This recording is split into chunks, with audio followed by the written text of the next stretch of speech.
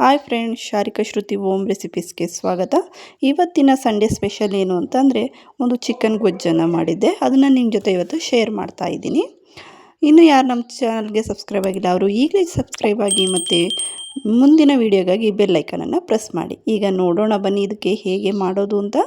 ಬೇಕಾಗಿರುವ ಇಂಗ್ರೀಡಿಯೆಂಟ್ಸ್ ಏನು ಅಂತಂದರೆ, ನಾನು ಇಲ್ಲಿ ಒಂದು ಕೋಳಿಯನ್ನು ತಗೊಂಡಿದ್ದೀನಿ. ಒಂದು ಕೋಳಿ ಅಂತಂದರೆ ಇದು ಆಲ್ಮೋಸ್ಟ್ ಒಂದು kg 200 ಗ್ರಾಮ್ ಬರುತ್ತೆ ಅಷ್ಟೇ. ಇದು ಜಾಸ್ತಿ ಬರಲ್ಲ ತೂಕ. ಇದನ್ನು ಮೊಟ್ಟೆ ಕೋಳಿ ಅಂತಲೂ ಕರೀತಾರೆ ಅಥವಾ ಪಾರಂ ಕೋಳಿ ಅಂತ ಕರೀತಾರೆ. ಯಾಕೆಂದರೆ ಇದ್ರ ಪೀಸು ತುಂಬ ಗಟ್ಟಿ ಇರುತ್ತೆ. ಅಂದರೆ ಬಾಯ್ಲರಷ್ಟು ಇದಾಗಿರೋದಿಲ್ಲ. ಇದನ್ನು ಜಾಸ್ತಿ ಬೇಯಿಸ್ಕೋಬೇಕಾಗುತ್ತೆ. ಮತ್ತು ಅದ್ರ ಜೊತೆಗೆ ಇದು ಮೊಟ್ಟೆ, ಇದನ್ನು ಅದ್ರ ಜೊತೆ ಮಿಕ್ಸ್ ಮಾಡಬಾರ್ದು. ಇದನ್ನು ಸಪ್ರೇಟಾಗಿ ಎತ್ತಿಟ್ಕೊಂಡಿರ್ತೀನಿ. ಈಗ ಇದಕ್ಕೆ ಬೇಕಾಗಿರುವಂತಹ ಸ್ಪೈಸಸ್ಗಳನ್ನು ನೋಡೋಣ. ನಾನಿಲ್ಲಿ ಒಂದು 4 ಮರಾಠಿ ಮೊಗ್ಗು, 2 ಏಲಕ್ಕಿ, ಒಂದು 4-5 ಚೂರು ಚಕ್ಕೆ, ಮತ್ತು ಒಂದು 4 ಲವಂಗ, ಮತ್ತು ಒಂದು 4 ಮೆಣಸು, ಮತ್ತು ಒಂದು 2 ಪಲಾವ್ ಎಲೆಯನ್ನು ತಗೊಂಡಿದ್ದೀನಿ. ನೆಕ್ಸ್ಟು ನಾನು ಇಲ್ಲಿ 2 ಈರುಳ್ಳಿಯನ್ನು, ದಪ್ಪ ಈರುಳ್ಳಿಯನ್ನು ಹೆಚ್ಚಿಟ್ಕೊಂಡಿದ್ದೀನಿ.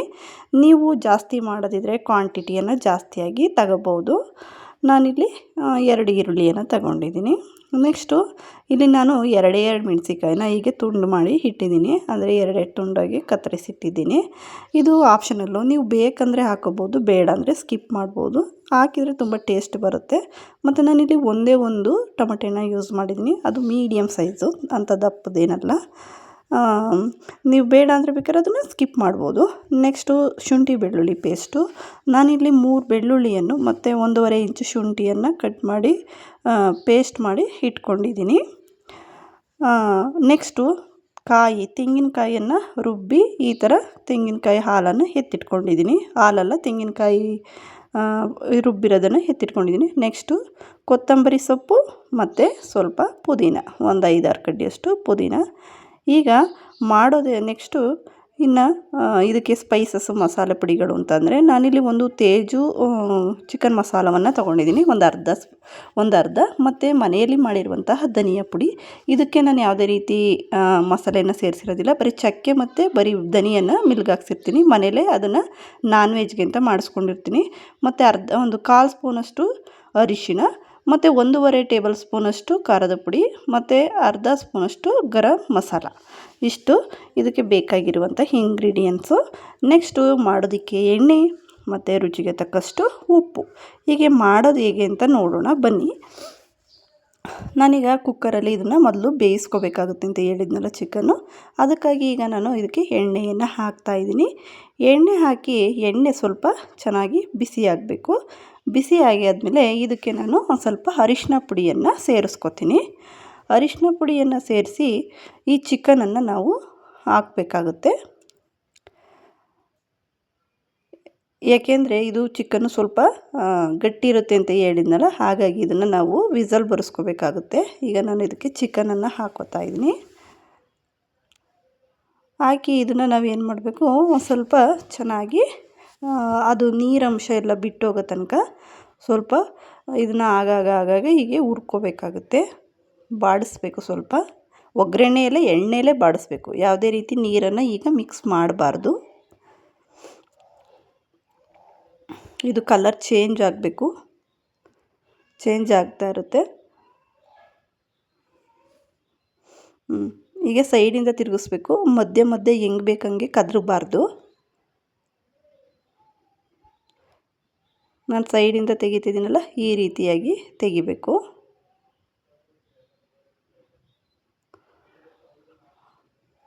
ಓಕೆ, ನೋಡಿ ಈಗ ಯಾವ ಥರ ಕಲರ್ ಚೇಂಜ್ ಆಗಿದೆ. ಕಲರ್ ಚೇಂಜ್ ಆಗಿ ಇಲ್ಲಿ ಕೆಳಗಡೆ ಎಣ್ಣೆ ಬಿಡ್ತಾಯಿದೆ. ನೀವು ನೋಡ್ಬೋದು, ಕಾಣಿಸ್ತಾ ಇದೆ ನೋಡಿ, ಕೆಳಗಡೆ ಎಣ್ಣೆ ಬಿಟ್ಟಿರೋದು. ಚಿಕನ್ನೇ ಎಣ್ಣೆ ಬಿಡುತ್ತೆ. ನಾನು ಸ್ವಲ್ಪ ಅಷ್ಟೇ ಎಣ್ಣೆ ಹಾಕಿದ್ದೆ. ಈಗ ಅದೇ ಎಣ್ಣೆ ಬಿಟ್ಟಿದೆ. ಮತ್ತು ನಾನು ಇದಕ್ಕೆ ಸ್ವಲ್ಪ ಉಪ್ಪು ಹಾಕಿದ್ದೆ. ಈಗ ನೋಡ್ಬೋದು ನೀವು ಕೆಳಗಡೆ ಹೇಗೆ ಎಣ್ಣೆ ಬಿಟ್ಟಿದೆ ಅಂತ. ನೋಡಿ, ನಾನು ಸೈಡ್ ಮಾಡಿ ತೋರಿಸ್ತಾ ಇದ್ದೀನಿ ನಿಮಗೆ. ಹೌದಲ್ವಾ? ಇದು ನಾನು ಸ್ವಲ್ಪನೂ ನೀರು ಹಾಕಿಲ್ಲ. ಅದೇ ನೀರು ಬಿಟ್ಟು ಅದೇ ಡ್ರೈ ಆಗಬೇಕು. ಈ ರೀತಿಯಾಗಿ ಡ್ರೈ ಆಗಬೇಕು ನೋಡಿ. ಈ ರೀತಿಯಾಗಿ ಎಲ್ಲ ಅದು ಎಣ್ಣೆ ಅಂಶ ಫುಲ್ಲು ಅದೇ ಬಿಟ್ಕೋಬೇಕು. ನೀರಂಶ ಎಲ್ಲ ಕಡಿಮೆಯಾಗಿ ಎಣ್ಣೆ ಬಿಟ್ಟಾದಮೇಲೆ ನಾವು ಅದಕ್ಕೆ ಈಗ ನಾನಿಲ್ಲಿ 2 ಕಪ್ಪಷ್ಟು ನೀರನ್ನು ಸೇರಿಸ್ಕೊತಾ ಇದ್ದೀನಿ. ಸ್ವಲ್ಪ ಚಿಕನ್ ಮುಳುಗುವಷ್ಟು ನೀರನ್ನು ಹಾಕಬೇಕು. ಫುಲ್ಲೆಲ್ಲ ನೀರೆಲ್ಲ ಚಿಕನ್ದು ನೀರಂಶ ಎಲ್ಲ ಹೊರಟೋಗಿ ಅದು ಎಣ್ಣೆ ಯಾವಾಗ ಅಲ್ಲಿ ಕೆಳಗಡೆ ಇಳಿಯುತ್ತೆ ಆಗ ನೀವು ನೀರು ಸೇರಿಸ್ಕೋಬೇಕಾಗುತ್ತೆ. ಮೊದಲೇ ಸೇರಿಸ್ಬಾರ್ದು. ಚಿಕನ್ನ ಚೆನ್ನಾಗಿ ಹುರಿದ ಮೇಲೆ ಸೇರಿಸ್ಕೊಂಡು ಇದನ್ನು ನಾನು 2 ಕಪ್ ನೀರು ಹಾಕ್ಬಿಟ್ಟು ಏನು ಮಾಡ್ತಾಯಿದ್ದೀನಿ, ಲಿಡ್ಡನ್ನು ಕ್ಲೋಸ್ ಮಾಡಿ ಅದನ್ನು ನಾವು 3 ವಿಸಲನ್ನು ತಗೋಬೇಕಾಗುತ್ತೆ. ತಗೊಂಡಾದಮೇಲೆ ನೆಕ್ಸ್ಟು ಇನ್ನೊಂದು ಕುಕ್ಕರ್, ಅಂದರೆ ಅದು ನಾನು ಕುಕ್ಕರೇ ಇಟ್ಟಿದ್ದೀನಿ, ಅದನ್ನು ತೆಗೆದ್ಬಿಟ್ಟು ಹೀಗೆ ಸ್ಪೈಸಸನ್ನು ಹಾಕ್ಬಿಡೋಣ. ಮತ್ತು ಕುಕ್ಕರ್ ಇಟ್ಟು ಅದಕ್ಕೆ ಎಣ್ಣೆ ಹಾಕಿ ಸ್ಪೈಸಸ್ಗಳು ತೋರಿಸಿದ್ನಲ್ಲ, ಚಕ್ಕೆ, ಲವಂಗ ಮತ್ತು ಪಲಾವ್ ಎಲೆ, ಏಲಕ್ಕಿ ಇವನ್ನೆಲ್ಲ ಹಾಕಿ ಎಣ್ಣೆಯಲ್ಲಿ ಸಿಡಿದ ಮೇಲೆ 2 ಹೆಚ್ಚಿರುವಂಥ ಈರುಳ್ಳಿಯನ್ನು ಹಾಕೋಣ. ಈರುಳ್ಳಿ ಎಲ್ಲ ಹಾಕ್ಬಿಟ್ಟು ಇದನ್ನು ಚೆನ್ನಾಗಿ ಬಾಡಿಸ್ಬೇಕು. ಈರುಳ್ಳಿ ಎಲ್ಲನೂ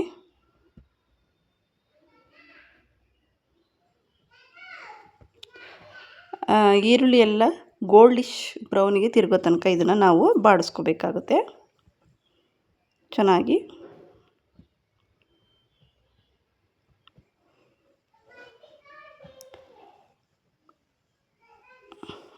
ನೋಡಿ ಈಗ ಕಲರ್ ಚೇಂಜ್ ಆಗಿದೆ. ಈ ರೀತಿಯಾಗಿ ಬಾಡಿಸ್ಕೋಬೇಕು.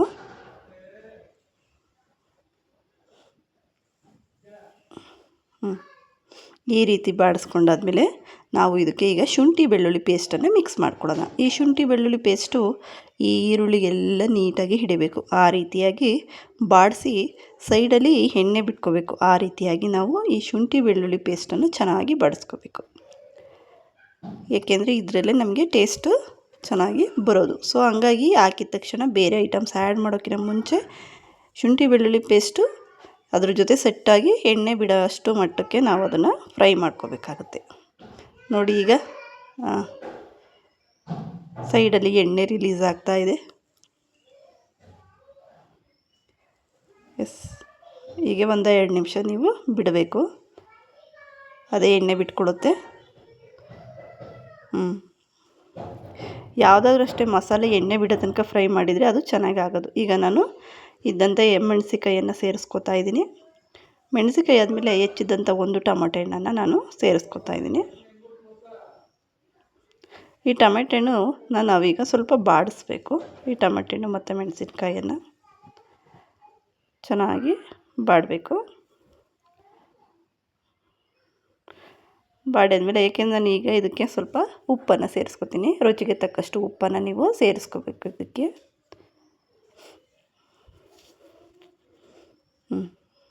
ಸೇರಿಸ್ಕೊಳ್ಳೋದ್ರಿಂದ ಈಗ ಏನಾಗುತ್ತೆ ಅಂದರೆ ಟೊಮೆಟೊ ಹಣ್ಣು ಇಮಿಡಿಯೇಟ್ಲಿ ಮೆತ್ತಗೆ ಕರಗಿಬಿಡುತ್ತೆ, ಮೆತ್ತಗಾಗುತ್ತೆ ಈಗ ಟೊಮೆಟೊ ಹಣ್ಣು. ಉಪ್ಪು ಹಾಕಿದ ಮೇಲೆ ಈಗ ನೆಕ್ಸ್ಟು ನಾವು ಇದಕ್ಕೆ ತೊಗೊಂಡಿದ್ದಂತಹ ಮಸಾಲೆ ಪುಡಿಗಳನ್ನು ಸೇರಿಸ್ಕೊಳ್ಳೋಣ. ಖಾರದ ಪುಡಿ, ಚಿಕನ್ ಮಸಾಲ, ಗರಂ ಮಸಾಲ ಮತ್ತು ಅರಿಶಿಣ ಮತ್ತು ಧನಿಯಾ ಪೌಡರನ್ನು ಸೇರಿಸ್ಕೊಳ್ಳೋಣ. ಇದು ಸ್ವಲ್ಪ ಆ ಮಸಾಲೆ ಜೊತೆ ಚೆನ್ನಾಗಿ ಎಲ್ಲ ಮಿಕ್ಸ್ ಆಗಬೇಕು. ಚೆನ್ನಾಗಿ ಈಗ ಅದ್ರ ಜೊತೆ ಚೆನ್ನಾಗಿ ಮಿಕ್ಸ್ ಮಾಡಬೇಕು. ಊರಿನ ಮೀಡಿಯಮ್ಗೆ ಇಟ್ಕೋಬೇಕು, ಹೈ ಇಟ್ಕೋಬಾರ್ದು. ಏಕೆಂದರೆ ಅದು ಮಸಾಲೆ ಸ್ವಲ್ಪ ಬೆಚ್ಚಗಾಗಬೇಕು. ಬೆಚ್ಚಗಾಗಿ ಅದೆಲ್ಲ ಹಿಡ್ಕೋಬೇಕು. ಈ ರೀತಿಯಾಗಿ. ನೆಕ್ಸ್ಟು ಇದಾದಮೇಲೆ ಸಿಹಿಯಕ್ಕೆ ಬಿಡಬಾರ್ದು. ಇದಕ್ಕೆ ನಾನು ರುಬ್ಬಿದಂಥ ಕಾಯಿಯನ್ನು ಹಾಕ್ಕೊಂಡೆ. ಈಗ ಈ ಮಸಾಲೆ ಜೊತೆ ಚೆನ್ನಾಗಿ ಇದನ್ನು ನಾವು ಮಿಕ್ಸ್ ಮಾಡಬೇಕಾಗುತ್ತೆ. ನೋಡಿ ಈ ರೀತಿಯಾಗಿ ಮಿಕ್ಸ್ ಮಾಡಬೇಕು. ಎಷ್ಟು ಚೆನ್ನಾಗಿ ಕಾಣ್ತಾಯಿದೆ ಅಲ್ವಾ? ಎಷ್ಟು ಚೆನ್ನಾಗಿ ಒಂದು ಗೊಜ್ಜು ರೆಡಿ ಆಗ್ತಾಯಿದೆ. ನೋಡಿ ಈಗ ಅದೆಲ್ಲ ರಾಸ್ ಮೇಲೆಲ್ಲ ಹೋಗ್ಬಿಡುತ್ತೆ. ಈ ರಾಸ್ ಮೇಲೆಲ್ಲ ಹೋಗಬೇಕು ಸ್ವಲ್ಪ ಆ ಮಸಾಲೆಯಲ್ಲಿ. ಇದನ್ನು ಒಮ್ಮೆ ಟ್ರೈ ಮಾಡಿ ನೋಡಿ ಎಷ್ಟು ಚೆನ್ನಾಗಿ ಬರುತ್ತೆ ಅಂತ.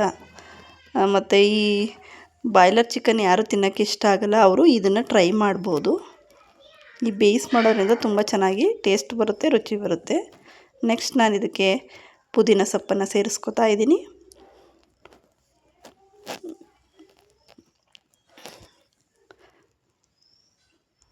ನೆಕ್ಸ್ಟು ಇದಕ್ಕೆ ಕೊತ್ತಂಬರಿ ಸೊಪ್ಪು, ಹೆಚ್ಚಿದಂಥ ಕೊತ್ತಂಬರಿ ಸೊಪ್ಪನ್ನು ನಾನು ಇಲ್ಲಿ ಅರ್ಧ ಸೇರಿಸ್ಕೊಂಡಿದ್ದೀನಿ, ಇನ್ನು ಅರ್ಧ ಎತ್ತಿಟ್ಟಿದ್ದೀನಿ. ಆಮೇಲೆ ಚಿಕನ್ ಹಾಕ್ತೀವಲ್ಲ ಆಗ ಹಾಕೋಣ ಅಂತ ಹಾಕಬೇಕು. ನೋಡಿ ಈಗ ಇದೆಲ್ಲ ಈಗ ಚೆನ್ನಾಗಿ ಮಿಶ್ರಣ ರೆಡಿ ಆಗ್ತಾಯಿದೆ. ತುಂಬ ಚೆನ್ನಾಗಿರುತ್ತೆ ಇದು, ಚಪಾತಿಗೆ, ಅನ್ನಕ್ಕೆ ಎಲ್ಲ ತುಂಬ ಚೆನ್ನಾಗಿರುತ್ತೆ. ಒಂದ್ಸಲ ಮಾಡಿ ನೋಡಿ. ಸಂಡೇ ಎವ್ರಿ ಸಂಡೇ ಮಾಡ್ತಾಯಿರ್ತೀರಲ್ವ, ಡಿಫ್ರೆಂಟಾಗಿ ಇದೊಂದು ಗೊಜ್ಜನ್ನು ಟ್ರೈ ಮಾಡ್ಬೋದು. ತುಂಬ ಚೆನ್ನಾಗಿ ಬರುತ್ತೆ, ತುಂಬ ಟೇಸ್ಟಿಯಾಗಿ ಬರುತ್ತೆ.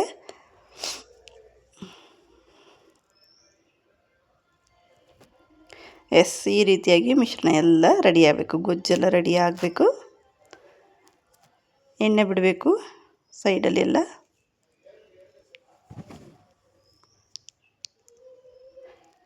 ಚೆನ್ನಾಗಿ ಬಾಡಿಸ್ಕೋಬೇಕು. ನೀವೊಂದು ಸಲ ಮಾಡಿಕೊಟ್ರೆ ಮಕ್ಕಳು ಮತ್ತೆ ಮತ್ತೆ ಮಾಡಿಕೊಡಿ ಅಂತ ಕೇಳ್ತಾ ಇರ್ತಾರೆ, ಅಷ್ಟು ಚೆನ್ನಾಗಿರುತ್ತೆ. ಈಗ ನೋಡಿ ಇಲ್ಲಿ ನಾನು ಬೇಯಿಸಿರುವಂಥ ಚಿಕನನ್ನು ಇಟ್ಕೊಂಡಿದ್ದೀನಿ. ಈಗ ಈ ಬೇಯಿಸಿರುವಂಥ ಚಿಕನನ್ನು ನಾವು ಈ ಒಂದು ಗೊಜ್ಜು ಜೊತೆ ಹಾಕಿ ಮಿಕ್ಸ್ ಮಾಡಬೇಕಾಗುತ್ತೆ. ಅಂದರೆ ಅಲ್ಲಿ ಕೆಳಗಡೆ ಸ್ವಲ್ಪ ನೀರಿರುತ್ತಲ್ಲ, ಅದರ ಸಮೇತನೇ ಹಾಕತ್ತಾ ಇದ್ದೀನಿ ನಾನು. ನೋಡಿ ಈಗ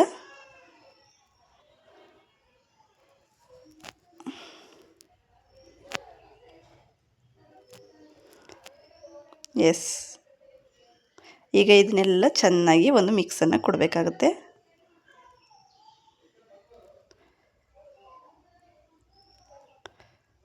ಈ ಚಿಕನ್ ತಿನ್ನಲಿಕ್ಕೆ ತುಂಬಾ ಚೆನ್ನಾಗಿರುತ್ತೆ. ಒಂದ್ಸಲ ಟ್ರೈ ಮಾಡಿ ನೋಡಿ ಬೇಕಿದ್ರೆ, ಎಷ್ಟು ಚೆನ್ನಾಗಿರುತ್ತೆ ಅಂತ. ಯಾಕೆಂದರೆ ಇದರಲ್ಲಿ ಜಾಸ್ತಿ ಎಲ್ಲ ಪಾರಂ ಕೋಳಿದು ಸಾಂಬಾರೇ ಮಾಡ್ತಾರೆ, ಈ ಥರ ಗೊಜ್ಜು ಅಷ್ಟು ಮಾಡಲ್ಲ. ನಾನೊಂದು ಸಲ ಮಾಡಿದ್ದೆ, ತುಂಬ ಚೆನ್ನಾಗಿ ಬಂದಿತ್ತು. ಅದಕ್ಕೆ ನಾನು ಇದನ್ನು ನಿಮ್ಮ ಜೊತೆ ಶೇರ್ ಮಾಡ್ತಾಯಿದ್ದೀನಿ. ಮತ್ತು ನಾವು ಇದಕ್ಕೆ ಮೊಟ್ಟೆ ಕೋಳಿ ಅಂತ ಹೇಳಿದ್ನಲ್ಲ, ಇದು ಮೊಟ್ಟೆನ ಸಪ್ರೇಟ್ ಎತ್ತಿಟ್ಟಿದ್ದೆ, ಅದನ್ನು ನಾವು ಈ ಟೈಮಲ್ಲಿ ಹಾಕ್ಕೋತೀನಿ. ಹಾಕ್ಬಿಟ್ಟು ಇದನ್ನು ಯಾವುದೇ ರೀತಿ ಕೈ ಆಡಬಾರ್ದು, ಏಕೆಂದರೆ ಆ ಮೊಟ್ಟೆಗಳೆಲ್ಲ ಒಡ್ಕೊಬಿಡುತ್ತೆ.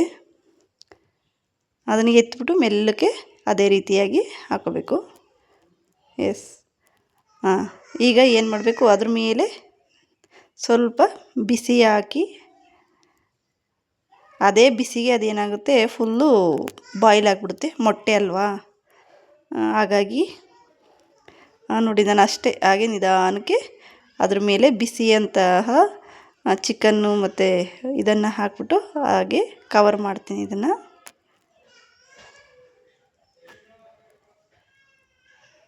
ಹೊಡಿಬಾರ್ದು, ಹೊಡೆದ್ಬಿಟ್ರೆ ಅದು ಸ್ಮೆಲ್ಲೆಲ್ಲ ಆಗಿಬಿಡುತ್ತೆ. ಯಾವುದೇ ರೀತಿಯ ಮೊಟ್ಟೆಗಳು ಹೊಡಿಕೋಬಾರ್ದು, ಆ ರೀತಿಯಾಗಿ ನೋಡ್ಕೋಬೇಕು. ನಾನು ಸುಮ್ಮನೆ ಇದನ್ನು ಹಾಗೆ ಲಿಡ್ಡನ್ನು ಕ್ಲೋಸ್ ಮಾಡಿಬಿಟ್ಟು ಬೇಯಿಸ್ತೀನಿ ಒಂದು 5 ನಿಮಿಷ. ಅಂದರೆ ನಾನು ಯಾವುದೇ ರೀತಿ ವಿಸಲ್ ಹಾಕ್ತಾಯಿಲ್ಲ, ತೆಗ್ದಿದ್ದೀನಿ ನೋಡಿ. ಸುಮ್ಮನೆ ಪ್ಲೇಟ್ ಮುಚ್ಚಬೇಕಲ್ಲ ಅಂತ ಇದನ್ನು ಮುಚ್ಚಿದ್ದೀನಿ. ಈಗ ನೋಡಿ ಮೊಟ್ಟೆಗಳೆಲ್ಲ ಬೇಯ್ಕೊಂಡಿದೆ. ಚೆನ್ನಾಗಿ ಬೆಂದಿದೆ ನೋಡಿ, ಎಷ್ಟು ಚೆನ್ನಾಗಿ ಬೆಂದಿದೆ, ಎಷ್ಟು ಚೆನ್ನಾಗಿ ಕಾಣ್ತಾ ಇದೆ. ಈಗ ನಾವು ಉಳಿದಿದ್ದಂಥ ಸ್ವಲ್ಪ ಇನ್ನು ಕೊತ್ತಂಬರಿ ಸೊಪ್ಪನ್ನು ಮಿಕ್ಸ್ ಮಾಡ್ಕೊಳ್ಳೋಣ.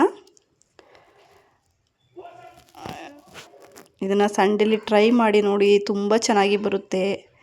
ನಿಮ್ಮ ಅನಿಸಿಕೆಗಳನ್ನು ಕಾಮೆಂಟ್ ಮಾಡಿ. ನಿಮಗೆ ನೆಕ್ಸ್ಟು ಯಾವ ರೆಸಿಪಿ ಬೇಕು ಅನ್ನೋದನ್ನು ನನಗೆ ಕಮೆಂಟ್ ಮೂಲಕ ತಿಳಿಸಿದರೆ ನಾನು ನಿಮಗೆ ಅದನ್ನು ಅಪ್ಲೋಡ್ ಮಾಡ್ತೀನಿ. ಮಾಡಿ ಹೊಸಬರಿಗೆ ಇದೇ ರೀತಿ ಸಪೋರ್ಟನ್ನು ಮಾಡಿ. ನಾನು ಇದನ್ನು ಚಪಾತಿ ಮತ್ತು ಅನ್ನದ ಜೊತೆ ಸರ್ವ್ ಮಾಡ್ಕೊಂಡಿದ್ದೀನಿ. ನೋಡಿ ಎಷ್ಟು ಚೆನ್ನಾಗಿ ಕಾಣ್ತಾ ಇದೆ, ಎಷ್ಟು ಚೆನ್ನಾಗಿ ಬಂದಿದೆ ನಮ್ಮ ಚಿಕನ್ ಗ್ರೇವಿ ಅಂತ. ಇದೇ ರೀತಿ ಹೆಚ್ಚಿನ ವಿಡಿಯೋಗಳಿಗಾಗಿ ವೀಕ್ಷಿಸಿ ಶಾರಿಕಾ ಶ್ರುತಿ ಹೋಮ್ ರೆಸಿಪೀಸ್. ತುಂಬ ಚೆನ್ನಾಗಿ ಬರುತ್ತೆ. Thank you for watching. Bye bye.